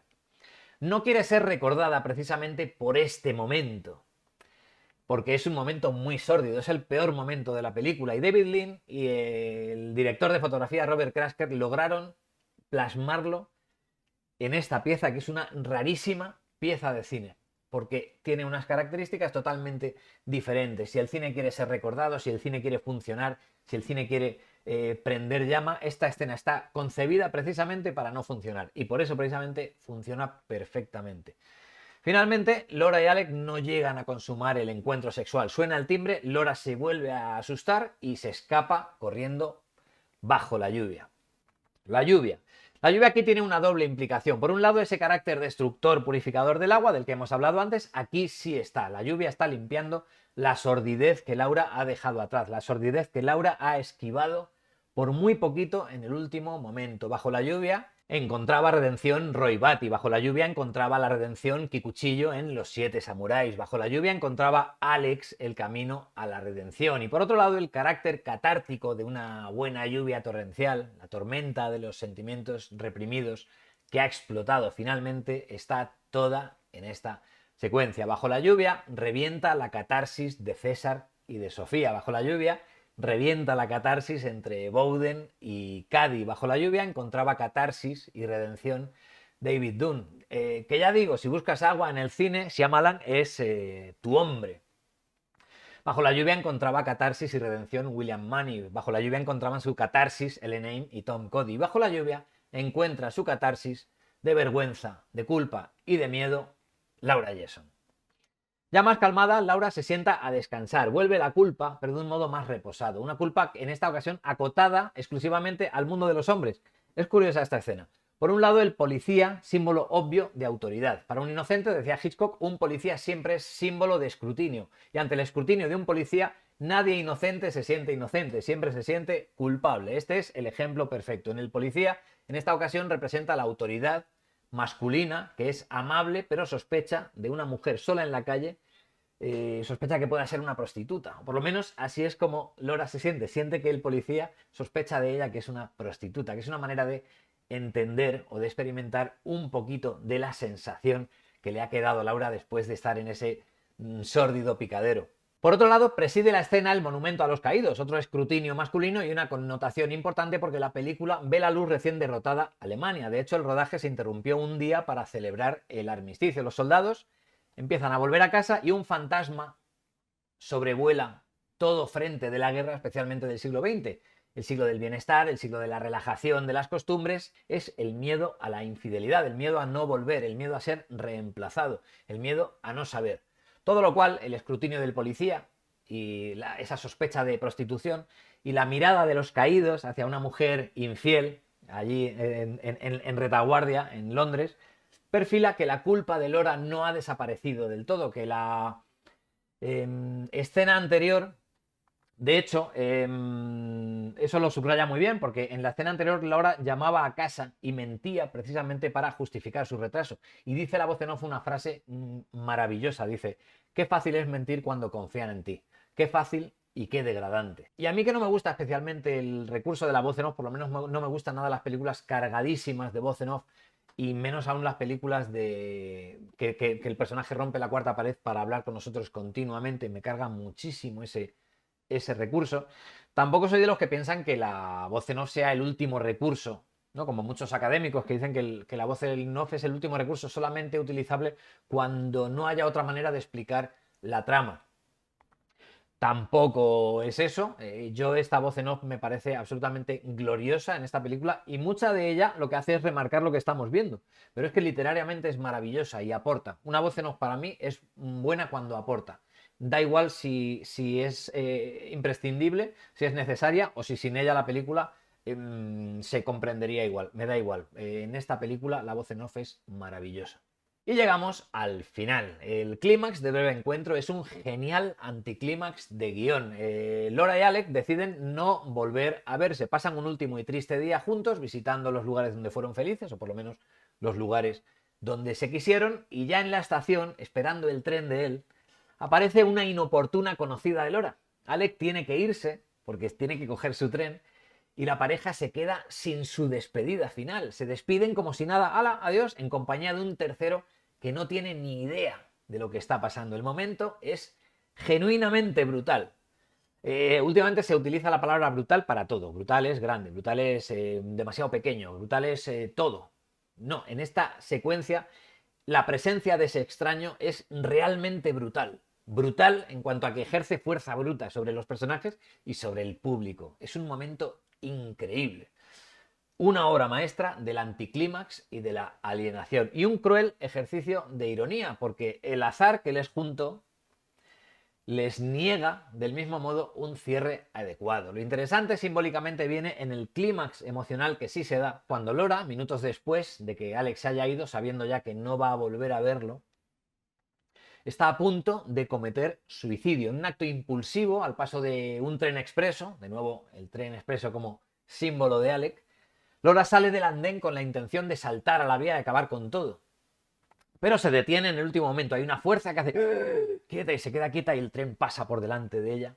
Hay dos símbolos operando aquí. Primero el tren y luego la estación como cruce de caminos. El tren a su vez opera doblemente. Opera como símbolo de Alec y luego también opera como escenario de tránsito. O por lo menos como símbolo de tránsito en esta ocasión. La despedida que no han podido tener Alec y Laura se ha dado aquí en el plano emocional. En ese... Laura ha tenido al final el cierre que necesitaba. Al estar a punto de saltar, de elegir finalmente a Alec, la ha despertado finalmente. Ha servido de catarsis final, de cierre de la relación. Ha tenido su despedida final emocional con Alec. Con el símbolo de Alec, con ese tren, que ya hemos visto que es una y mil veces el símbolo de Alec.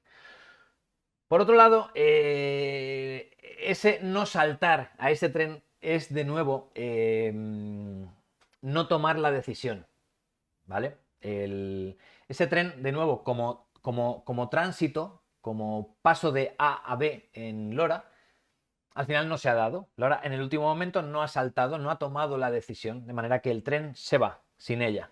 Al final la decisión no ha sido tomada. Entonces, en ese sentido el tren opera como símbolo de Alec, como símbolo fálico, como símbolo masculino y también como decisión que no ha sido tomada finalmente. Así que el tren opera doblemente en esta secuencia final. Y como catarsis, sí que ha muerto, sí que ha saltado a la vía la Laura soñada, la que soñó con irse con Alec, la Laura que nació al conocer, al enamorarse de Alec, esa sí ha saltado a la vía. Ya solo queda en pie la Laura real, la soñadora, la impulsiva, pero también buena y honrada esposa y madre de familia. Lo que nos lleva al último símbolo, la estación como cruce de caminos. Dijimos antes que el cruce de caminos era en la edad de supervivencia, en la edad de los monasterios, un lugar mágico donde enterrar a aquellos que no podían ser enterrados en el Campo Santo, por ejemplo, los suicidas. El suicidio que Laura estuvo a cometer era una manera de unirse finalmente a Alec, de entregarse al tren como símbolo de Alec. De modo que en este cruce de caminos yace la Laura adúltera que se suicidó en un plano simbólico, saltando a ese tren, saltando finalmente junto a Alec. Y así, finalmente, enterrada la traidora, enterrada la adúltera, enterrada la suicida, en esta estación, en este cruce de caminos, puede volver Laura con su marido y con sus hijos. El plano final es precisamente, el plano que cierra la película, es precisamente la estación, el cruce de caminos, pero ya no pasa ningún tren, ya no hay tentaciones, ya no hay Alec. Alec es ya un recuerdo lejano, el recuerdo de un recuerdo, si quieres. Dijimos al principio de este análisis, en el plano de apertura, que esos trenes expresos aportan potencia y también fugacidad. Esas son las dos características del mal que aqueja a Laura, de esa pulsión individual, de ese capricho infantil tan típico del adulto en el mundo moderno, y que con tanta precisión simboliza un objeto tan característico del mundo moderno como lo es el tren, el buque insignia de la revolución industrial. Cobra también ahora, en los compases finales, mucho más sentido ese plano inicial, ese túnel oscuro, subconsciente, esa cloaca de la mente. El cruce de caminos, la encrucijada, es un lugar donde suceden cosas peligrosas. Cambias de dirección o sigas por donde ibas, en un cruce de caminos te expones a que te pasen cosas. Chuck Nolan escogía su destino en un cruce de caminos. Ivan Locke cambiaba de dirección en un cruce de caminos para enfrentar las consecuencias de sus actos. Roy Neary tuvo un encuentro crucial en un cruce de caminos. John Smith se rendía al caos en un cruce de caminos y como consecuencia descendió a los infiernos. Y Laura, en un cruce de caminos, ha escogido su lugar, ha escogido su camino, ha escogido su hogar, ha escogido la palabra dada, ha escogido el proyecto reposado en favor del impulso momentáneo. Laura podrá finalmente mirar atrás con la cabeza alta, sabiendo que no sucumbió a la tentación, sabiendo que conservó su alma, sabiendo que no avergonzó a su familia, sabiendo que no traicionó a su familia, sabiendo que no abandonó a su familia. Yace aquí la Laura débil, la Laura caprichosa, la Laura sórdida, la Laura suicida, la Laura que entregó su alma en este cruce de caminos, en este lugar mágico, en este territorio de brujas y demonios donde todo puede ocurrir. Y hasta aquí el análisis puramente simbólico de Breve Encuentro. Sin embargo, necesitamos aún dejar dichas unas conclusiones sin las cuales todo lo anterior quedaría un poco cojo, quedaría pequeño, quedaría como una especie de truco de magia para que tu peli venda más entradas. Y no es así. Dijimos al principio que podría parecer sorprendente, por lo menos a priori, que una película, un drama de infidelidad desde hace 80 años goce de tan buena salud como para que siga tan vigente su contenido a día de hoy. Que no voy a decir que Breve Encuentro esté en todas las casas y en todas las mentes, porque obviamente no es así, pero sí goza de muy buena salud, sigue vigente, ha envejecido maravillosamente bien. Sorprendente a priori solamente porque a la luz de lo que hemos visto acerca del uso del lenguaje simbólico por parte de David Lean, por parte de Noel Coward, por parte de Robert Krasker, ya no debería sorprendernos tanto, pero si no sorprendernos, sí debería alegrarnos, porque es un dato muy esperanzador que me sirve para destacar un último aspecto fundamental del lenguaje simbólico. Me explico. Vivimos tiempos modernos, vivimos tiempos de disolución. La modernidad es una demoledora de pasado. La modernidad devalúa sistemáticamente todo aquello que nos une con el pasado, devalúa toda sabiduría heredada de nuestros antepasados, toda lección aprendida antes de que naciéramos. La modernidad devalúa toda herencia. El moderno, el racionalista, el individualista, desprecia al antepasado, lo considera atrasado, lo considera ignorante, supersticioso, estúpido. En la modernidad, el mundo de la autodeterminación, puede ser lo que quieras ser, nada te condiciona, ni la realidad te condiciona. ¿Qué es la realidad? Si te autopercibes morsa, eres morsa. Si te autopercibes caballo, eres caballo. La modernidad devalúa todo aquello que nos une al pasado porque el pasado nos condiciona. Nos pone en perspectiva. El pasado impone la realidad. El presente es producto del pasado y eso el moderno lo detesta porque lo teme y lo teme porque le quita poder. Si tú determinas tu realidad, eres todopoderoso, pero si el pasado determina tu realidad, entonces tu poder es mucho menor. Tú eres más alto, yo soy más feo, él es más rápido. Eso está determinado por el pasado y por el presente, no por tu autopercepción. Y vaciar de contenido las relaciones humanas es vaciar de contenido a los seres humanos. Arquitectura. Compara un palacio funcionarial del siglo XV con un edificio funcionarial moderno. Espacios cálidos, diferenciados, jerarquizados, pensados para humanos. Compáralos con las ventanillas, con los cubículos de una oficina moderna, impersonales, diáfanos, funcionales, gélidos, encajonados. El mensaje es obvio. Eres reemplazable, eres un número, un parámetro. Si te mueres, ¡pum!, pongo a otro. Ese es el mensaje. Y si la modernidad devalúa, la posmodernidad deconstruye, parodia, descompone, hasta dejar irreconocible todo lo que toca. Lo que la modernidad devalúa, la posmodernidad lo aniquila. Tomemos el matrimonio, piedra angular de Breve Encuentro. Porque todo esto venía a cuento de algo. El matrimonio, como todas las demás instituciones, ha sido devaluado por la modernidad. Está siendo vandalizado por la posmodernidad y su destino es sin duda la desaparición a base de vaciarlo de contenido. Es arcaico, es rancio, es esclavo. Te cierra puertas. ¿Para qué cerrarte puertas? Es anacrónico, no encaja en nuestro tiempo. Y sin embargo, y ahí está lo esperanzador, a pesar de todo, Breve Encuentro sigue funcionando perfectamente en tiempos modernos para el público moderno. Y sigue funcionando a pesar de que para que funcione el espectador ha de sentir la magnitud de lo que está pasando, ha de sentir la magnitud de la traición que se está cometiendo, de la traición conyugal y de la traición materna y de la traición social. Y si se siente, si el conflicto funciona aún, es porque dentro de nosotros, a pesar de todo el cinismo de los tiempos, a pesar de toda la devaluación, de toda la vandalización que la modernidad ha ejercido sobre la institución matrimonial, a pesar de todo, seguimos conteniendo en nuestro interior el matrimonio intacto, el matrimonio milenario, el matrimonio de verdad. Ni siquiera el matrimonio católico, si quieres, el matrimonio escrito en piedra. No su parodia, no su equivalente funcionarial moderno de quita y pon. Que sí, que seguro que hay mucho cínico que va a ver la película y dirá, ¿pero por qué no se lo tira? ¿Qué más da? Si el marido no se va a enterar. ¿Y si se entera, qué? Pero debajo de ese cinismo superficial, sabe perfectamente, sabe profundamente, si es que la modernidad no le ha privado definitivamente de su personalidad, sabe perfectamente la gravedad de lo que está pasando. Otra cosa es que le dé vergüenza reconocerlo. El cinismo es casi siempre miedo a parecer ingenuo, pero lo ve. Y si no lo ve, los demás sí lo vemos. Breve Encuentro describe de manera prístina la tragedia del hombre moderno, descentrado, egotizado. deslumbrado por el ahora, por el ya. El peligro de apartar el pasado y el futuro, de quedar eternamente atrapado en el momento. Y eso se ve en 2024, tal vez incluso mejor de lo que se veía en 1945. Y es enormemente esperanzador porque prueba que a pesar de todo, de toda la devaluación, de toda la vandalización, de toda la disolución, seguimos ahí. Y seguiremos ahí cuando la disolución sea completa y llegue el castañazo inevitable que se llevará consigo la posmodernidad y la tirará por el desagüe. Y ahí seguirá el hombre, intacto, el mismo exactamente que pintó Altamira. La sabiduría antigua es verdad, y la verdad no se destruye, es imposible. La puedes prohibir por 5, por 15, por 40 generaciones, pero no la puedes destruir, siempre vuelve a aflorar.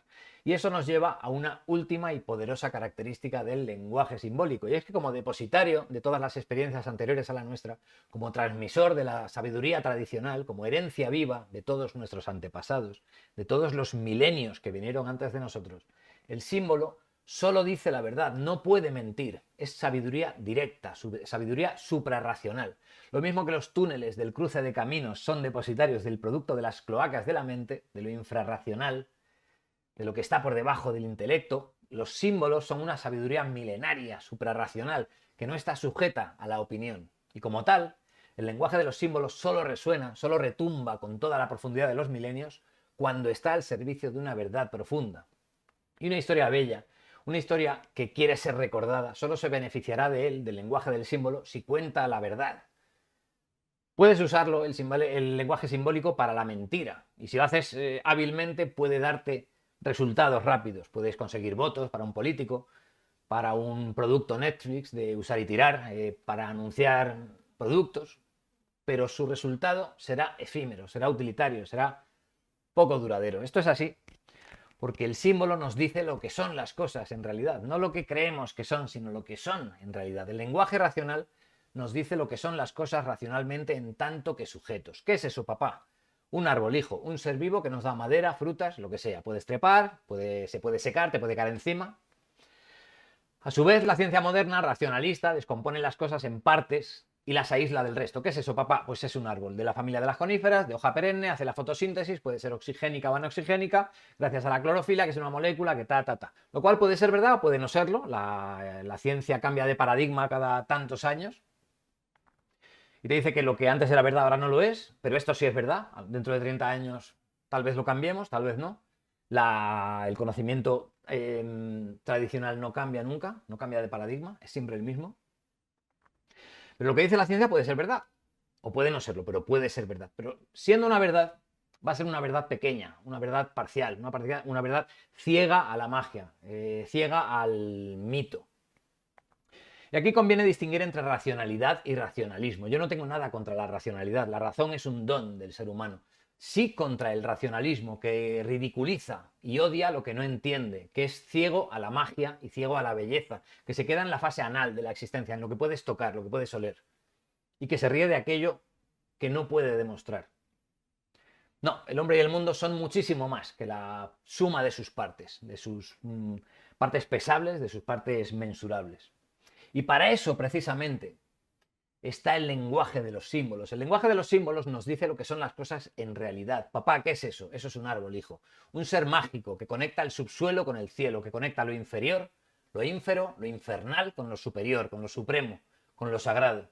¿Ves esas ramas, hijo? ¿Ves cómo beben la luz? Pues bajo tierra no lo vemos, pero tiene tantas o más raíces, que son ramas subterráneas que beben sombras, hijo. Y cuanto más se alimentan de las sombras esas raíces, más fuertes crecen esas ramas para beber la luz del cielo. Cuanto mejor hunde el árbol sus raíces en el infierno, mejor alza sus ramas al cielo. Y ese tronco es la conexión entre ambos, hijo, entre luz y oscuridad, entre cielo e infierno, entre dioses y demonios. En medio estamos nosotros. Eso es un árbol. Un árbol es la vida, hijo. Ese es el lenguaje de los símbolos. Los símbolos te dicen lo que son las cosas en realidad. Y por eso resuena Breve Encuentro después de tantos años, y 80 años son muchos años para una película. El tiempo corre más rápido, además, para una película que para una novela o para un libro o para un cuadro. Y la mayoría de las películas caducan nada más estrenarse, las películas caducan y se olvidan al poco de estrenarse. Breve Encuentro perdura y es recordada porque su poderosa simbología está integrada perfectamente en sintonía con una historia, con un conflicto que dice verdad. Y eso es poderoso. Alguien más inflexible que yo podría aducir que Breve Encuentro no es más que otro peldaño hacia la modernidad, hacia la posmodernidad, en el sentido de que se atreve a mostrar a las masas a unos adúlteros como personajes positivos, o al menos como personajes no condenados. Condenables, pero no condenados. Podría ser, porque la lógica de la modernidad siempre es la insatisfacción, siempre escala, nunca está contenta, nunca aporta estabilidad, siempre quiere más. No se mueve en los parámetros de la verdad, sino en los objetos de debate, de manera que su suelo siempre está sujeto a debate. Nunca hay un suelo sólido en la modernidad.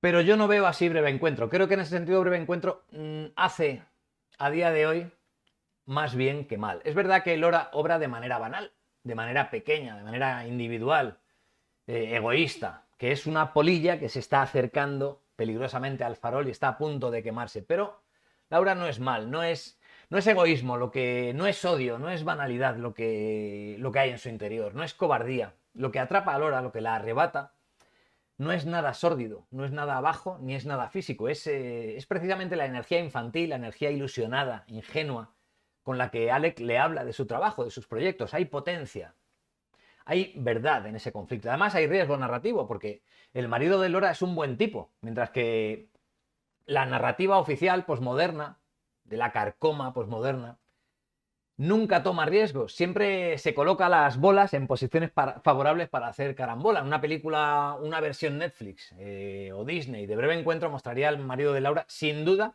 como un maltratador de gorra roja de Donald Trump, blanco, rural, borracho, o como un sojilla, beta, quebrado por la culpa patriarcal, de manera que la infidelidad de Laura sería una liberación, una superación del heteropatriarcado cis, blanco, especista y carnívoro.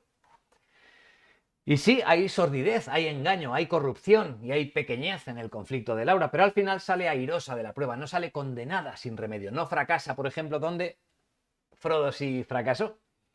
Frodo no se corrompe de golpe al llegar a las grietas del destino. Frodo se va rompiendo a lo largo del viaje. Su alma se va ensuciando, aguanta hasta el final, hasta que al llegar a las grietas cede finalmente y dice: el anillo es mío, y se lo pone, sucumbe a él y fracasa. Pero él no llega inocente a esa prueba final y de repente dice ¡wow! Y ya se corrompe. Llega ya muy tocado, llega ya corrompido por el odio, por el miedo, por la vieja herida. Y Laura tampoco llega impoluta al final de la película, desde luego. Pero Laura no llega a sucumbir a la tentación, no sucumbe al anillo. Hay salvación para ella. Y por ello puede volver a su familia, que es como acaba la película. Ella sí puede volver a su familia donde Frodo ya nunca pudo volver, no hay vuelta atrás, no hay vuelta al hogar para Frodo. Por eso los elfos se lo llevan al final a Valinor, porque Frodo fracasó, sucumbió al anillo y perdió esa inocencia hobbit. Entonces ya no puede ser feliz entre los hobbits, entonces los elfos se lo llevan a Valinor con él. Laura sí puede volver, y de hecho ese es el final de Breve Encuentro, la vuelta a casa.